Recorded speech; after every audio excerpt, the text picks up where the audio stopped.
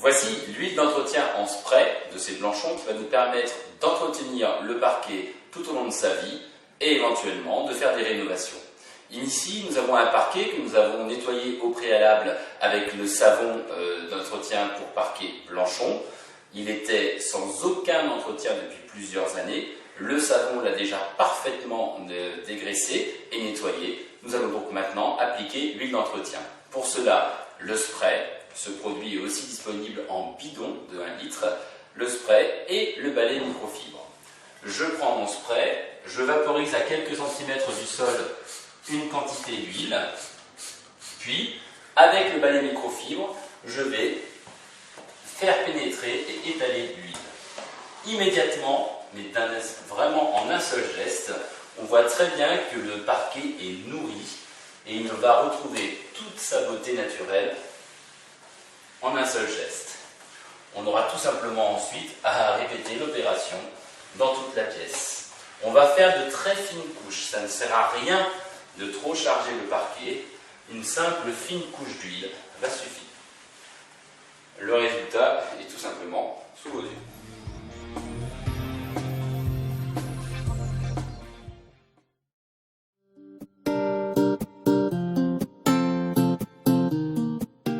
Et voici donc l'huile d'entretien en bidon d'1 litre. Nous avons ici choisi la finition naturelle car c'est un parquet clair. Nous avons nettoyé ce parquet au préalable avec le savon pour parquet blanchon. Et puis nous allons donc passer cette huile d'entretien au chiffon. On peut aussi le passer avec la serpillière microfibre comme avec le spray. Nous pouvons donc aussi le passer au chiffon.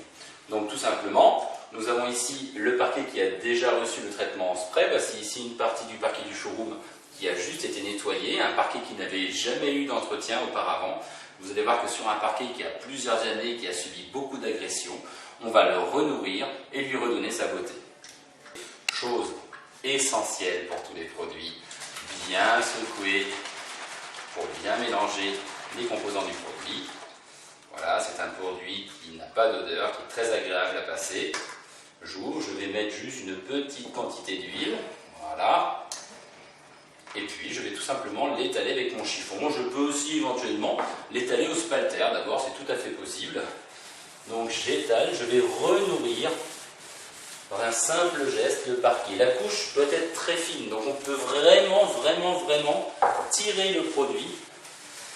Et vous voyez, on retrouve tout de suite un parquet nourri, un parquet qui va retrouver de la résistance aux agressions chimiques, c'est-à-dire les taches, les liquides et aux agressions mécaniques.